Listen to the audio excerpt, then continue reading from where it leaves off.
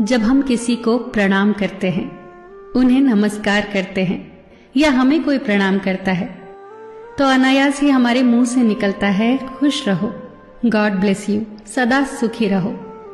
ये जो प्रणाम के उत्तर में हमारे मुंह से निकलते हैं ना, ये कोई साधारण शब्द नहीं है, ये दुनिया के सबसे कीमती शब्द हैं।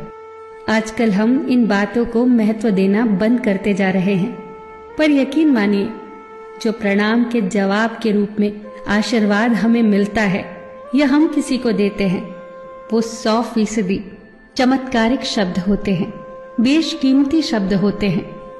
एक बहुत प्यारी कथा कहने जा रही हूं। महाभारत का युद्ध चल रहा था। एक दिन दुर्योधन के व्यंग से आहत होकर भीष्म पितामह यह घोषणा कर देते हैं कि मैं कल पांडवों का वध कर दूंगा। इस घोषणा का पता जैसे ही पांडवों को चलता है तो उनके शिविर में बेचैनी बढ़ जाती है। सभी को भीष्म पितामह की क्षमताओं के बारे में पता था, इसीलिए सभी अनिष्ट की आशंका से परेशान हो जाते हैं। तभी श्री कृष्ण द्रौपदी से कहते हैं, तुम अभी मेरे साथ चलो।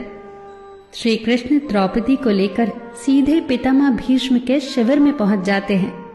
श्री कृष्ण स्वयं तो शिविर के बाहर खड़े हो जाते हैं, पर वो द्रौपदी से कहते हैं कि अंदर जाकर पितामह भीष्म को प्रणाम करो। जैसे ही द्रौपदी ने शिविर के भीतर जाकर पितामह भीष्म को प्रणाम किया, तो पितामह भीष्म के मुख से द्रौपदी के लिए ये आशीर्वाद निकला, अखंड सौभाग्यवती भव।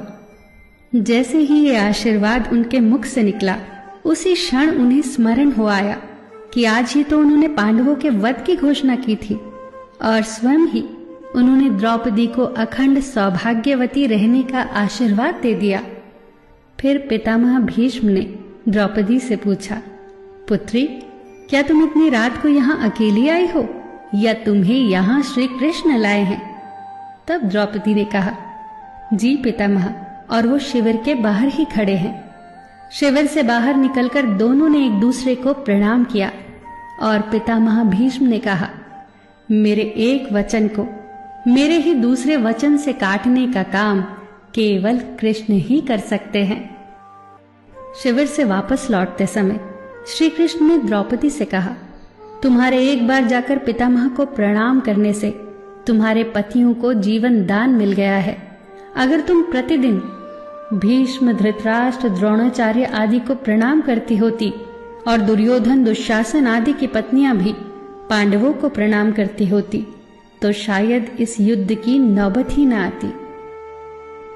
जो हर घर में कलह कलेश का वातावरण रहता है, वो कहीं न कहीं इस बात के मूल से जुड़ा है कि हम संस्कार भूलते जा रहे हैं। हम जाने अनजाने अपने बड़ों की उपेक्षा करने लगे हैं। याद रखना कि हर चीज पैसे से खरीदी नहीं जा सकती, और ये भी याद रखना कि हर बात का जवाब गूगल से नहीं मिलता। उसके लिए बुजुर्गों के पास भी बैठना पड़ता है।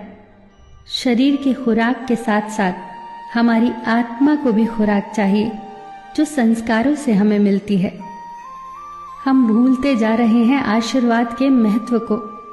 आशीर्वाद एक कवच की तरह होता है, जो हर बाधा से हमारी रक्षा करता है। कितनी सुंदर बात कही है किसी ने। प्रणाम अनुशासन है, प्रणाम शीतलता है, प्रणाम आदर सिखाता है, प्रणाम से सुविचार आते हैं, प्रणाम झुकना सिखाता है, प्रणाम क्रोध मिटाता है, प्रणाम आंसू धो देता है, प्रणाम अहंकार मिटाता है, प्रणाम हमारी संस्कृति है। आप सभी को मेरा सादर प्रणाम।